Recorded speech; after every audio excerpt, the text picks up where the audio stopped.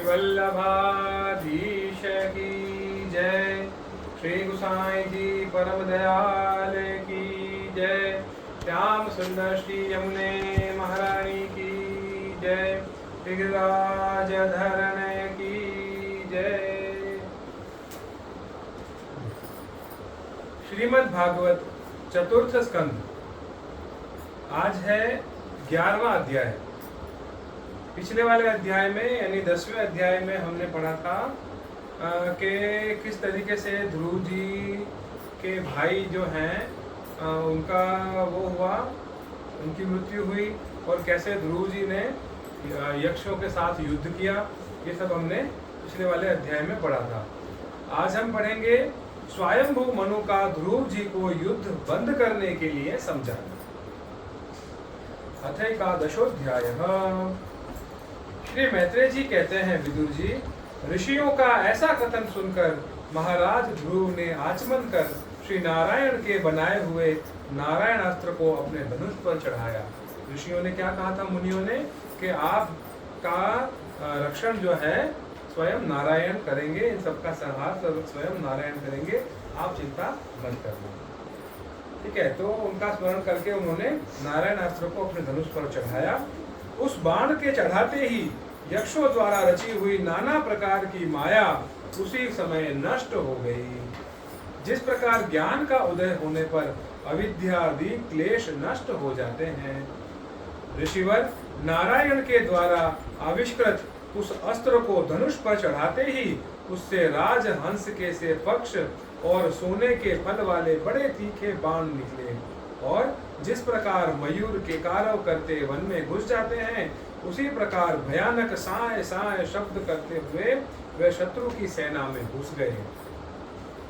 उन तीखी धार वाले बाणों ने शत्रुओं को बेचैन कर दिया। तब उस रणांगण में अनेकों यक्षों ने अत्यंत कुपित होकर अपने अस्त्र शस्त्र संभाले, और जिस प्रकार गरुड़ के छेड़ने से बड़े बड़े सर्प फन उठाकर उनकी ओर दौड़ते हैं, उसी प्रकार वे इधर उधर से ध्रुव जी पर टूट पड़े। उन्हें सामने आते देख ध्रुव जी ने अपने बाणों द्वारा उनकी भुजाएं, जांघें, कंधे और उदर आदि अंग प्रत्यंगों को छिन्न भिन्न कर दिया। अब उनके पितामह स्वयंभू मनु ने देखा कि विचित्र रथ पर चढ़े हुए ध्रुव अनेकों निरपराध यक्षों को मार रहे हैं, तो उन्हें उन पर बहुत दया आई। वे बहुत से ऋषियों को साथ लेकर वहां आए और अपने पौत्र ध्रुव को समझाने लगे। मनु जी ने कहा, बेटा बस बस, अधिक क्रोध करना ठीक नहीं। यह पापी नरक का द्वार है। इसी के वशीभूत होकर तुमने इन निरपराध यक्षों का वध किया है। तात, तुम तो निर्दोष यक्षों के संहार पर उतर आए हो। यह हमारे कुल के योग्य कर्म नहीं है। साधु पुरुष इसकी बड़ी निंदा करते हैं। बेटा, तुम्हारा अपने भाई पर बड़ा अनुराग था, यह तो ठीक है, परंतु देखो, उसके वध से संतप्त होकर तुमने एक यक्ष के अपराध करने पर प्रसंगवश कितनों की हत्या कर डाली। इस जड़ शरीर को ही आत्मा मानकर इसके लिए पशुओं की भांति प्राणियों की हिंसा करना, यह भगवत सेवी साधु जनों का मार्ग नहीं है। प्रभु की आराधना करना बड़ा कठिन है, परंतु तुमने तो लड़कपन में ही संपूर्ण भूतों के आश्रय स्थान श्री हरि की सर्वभूतात्म भाव से आराधना करके उनका परम पद प्राप्त कर लिया है। तुम्हें तो प्रभु भी अपना प्रिय भक्त समझते हैं तथा भक्त जन भी तुम्हारा आदर करते हैं। तुम साधु जनों के पथ प्रदर्शक हो, फिर भी तुमने ऐसा निंदनीय कर्म कैसे किया? सर्वात्मा श्री हरि तो अपने से बड़े पुरुषों के प्रति सहनशीलता, छोटे के प्रति दया, बराबर वालों के साथ मित्रता और समस्त जीवों के साथ समता का बर्ताव करने से ही प्रसन्न होते हैं। और प्रभु के प्रसन्न हो जाने पर पुरुष प्राकृत गुण एवं उनके कार्य रूप लिंग शरीर से छूटकर परमानंद स्वरूप ब्रह्म पद प्राप्त कर लेता है। बेटा ध्रुव, देह आदि के रूप में परिणत हुए पंचभूतों से स्त्री पुरुष का आविर्भाव होता है और फिर उनके पारस्परिक समागम से दूसरे स्त्री पुरुष उत्पन्न होते हैं। ध्रुव, इस प्रकार भगवान की माया से सत्व आदि गुणों में न्यूनाधिक भाव होने से ही जैसे भूतों द्वारा शरीरों की रचना होती है, वैसे ही उनकी स्थिति और प्रलय भी होते हैं। पुरुष श्रेष्ठ, निर्गुण परमात्मा तो इनमें केवल निमित्त मात्र है। उसके आश्रय से यह कार्य कारणात्मक जगत उसी प्रकार भ्रमता रहता है जैसे चुंबक के आश्रय से लोहा। काल शक्ति के द्वारा क्रमशः सत्वादि गुणों में क्षोभ होने से लीलामय भगवान की शक्ति भी सृष्टि आदि के रूप में विभक्त हो जाती है। अतः भगवान अकर्ता होकर भी जगत की रचना करते हैं और संहार करने वाले न होकर भी इसका संहार करते हैं। सचमुच उन अनंत प्रभु की लीला सर्वथा अचिंतनीय है। ध्रुव, वे काल स्वरूप अव्यय परमात्मा ही स्वयं अंत रहित होकर भी जगत का अंत करने वाले हैं तथा अनादि होकर भी सबके आदि करता है। वह ही एक जीव से दूसरे जीव को उत्पन्न कर संसार की सृष्टि करते हैं तथा मृत्यु के द्वारा मारने वालों को भी मरवाकर उसका संहार करते हैं। वह काल भगवान संपूर्ण सृष्टि में समान रूप से अनुप्रविष्ट हैं। उनका न तो कोई मित्र पक्ष है और न ही कोई शत्रु पक्ष। जैसे वायु के चलने पर धूल उसके साथ साथ उड़ती है, उसी प्रकार समस्त जीव अपने अपने कर्म के अधीन होकर काल की गति का अनुसरण करते हैं। अपने अपने कर्म के अनुसार सुख दुख आदि फल भोगते हैं। सर्वसमर्थ श्री हरि कर्म बंधन में बंधे हुए जीव को आयु की वृद्धि और क्षय का विधान करते हैं, परंतु वे स्वयं इन दोनों से रहित और अपने स्वरूप में स्थित हैं। राजन, इन परमात्मा को ही मीमांसक लोग कर्म, चार्वाक स्वभाव, वैशेषिक मत वाले वैशेषिक मतावलंबी काल, ज्योतिषी देव और काम शास्त्री काम कहते हैं।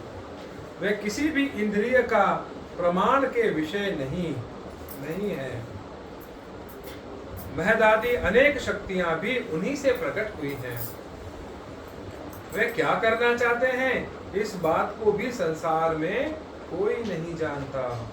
फिर अपने मूल कारण उन प्रभु को तो जान ही कौन सकता है।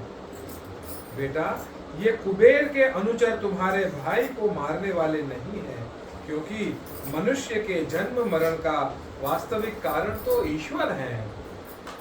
एकमात्र वही संसार को रचता है, वही पालता है और वही नष्ट भी करता है, किंतु अहंकार शून्य होने के कारण इसके गुण और कर्मों से वह सदा निर्लेप रहता है। वह संपूर्ण प्राणियों के अंतरात्मा, नियंता और रक्षा करने वाले प्रभु ही अपनी माया शक्ति से युक्त होकर समस्त जीवों का सृजन पालन और संहार करते हैं। जिस प्रकार नाक में नकेल पड़े हुए बैल अपने मालिक का बोझा ढोते रहते हैं, उसी प्रकार जगत की रचना करने वाले ब्रह्मादि भी नाम रूप डोरी से बंधे हुए उन्हीं की आज्ञा का पालन करते हैं। वे अभक्तों के लिए मृत्यु रूप और भक्तों के लिए अमृत रूप हैं तथा संसार के एकमात्र आश्रय हैं। तात, तुम सब प्रकार उन्हीं परमात्मा की शरण लो। तुम 5 वर्ष की ही अवस्था में अपनी सौतेली माता के वाग बाणों से मर्माहत होकर माँ की गोद छोड़कर वन को चले गए थे। वहां तपस्या द्वारा जिन ऋषिकेश भगवान की आराधना करते हुए तुमने त्रिलोकी से ऊपर ध्रुव पद प्राप्त किया है और जो तुम्हारे वैर भावहीन सरल हृदय में वात्सल्यवश विशेष रूप से विराजमान थे, उन निर्गुण अद्वितीय अविनाशी और नित्य मुक्त परमात्मा को आध्यात्म दृष्टि से अपने अंतःकरण में ढूंढो। उनमें यह भेदभावमय प्रपंच न होने पर भी प्रतीत हो रहा है। ऐसा करने से सर्वशक्ति संपन्न परमानंद स्वरूप सर्वांतर्यामी भगवान अनंत में तुम्हारी सुदृढ़ भक्ति होगी और उनके प्रभाव से तुम मैं और मेरे बने के रूप में दृढ़ हुई अविद्या की गांठ को काट डालोगे। राजन, जिस प्रकार औषधि से रोग शांत किया जाता है, उसी प्रकार मैंने तुम्हें जो कुछ उपदेश दिया है उस पर विचार करके अपने क्रोध को शांत करो। क्रोध कल्याण मार्ग का बड़ा ही विरोधी है। भगवान तुम्हारा मंगल करे। क्रोध के वशीभूत हुए पुरुष से सभी लोगों को बड़ा भय होता है। इसलिए जो बुद्धिमान पुरुष ऐसा चाहता है कि मुझसे किसी भी प्राणी को भय न हो और मुझे भी किसी से भय न हो, उसे क्रोध के वश में कभी नहीं होना चाहिए। तुमने जो यह समझकर कि ये मेरे भाई के मारने वाले हैं, इतने यक्षों का संहार किया है, इससे तुम्हारे द्वारा भगवान शंकर के सखा कुबेर जी का बड़ा अपराध हुआ है। इसलिए जब तक कि महापुरुषों का तेज हमारे कुल को आक्रांत नहीं कर लेता, इसके पहले ही विनम्र भाषण और विनय के द्वारा शीघ्र उन्हें प्रसन्न कर लो। इस प्रकार स्वयंभू मनु ने अपने पौत्र ध्रुव को शिक्षा दी। तब ध्रुव जी ने उन्हें प्रणाम किया। इसके पश्चात वे महर्षियों के सहित अपने लोक को चले गए। इति श्रीमद्भागवते महापुराणे पारमहंस्यां संहितायां चतुर्थ स्कंधे एकादशोऽध्यायः। अगले अध्याय में यानी 12वें अध्याय में हम पढ़ेंगे ध्रुव जी को कुबेर का वरदान और विष्णु लोक की प्राप्ति।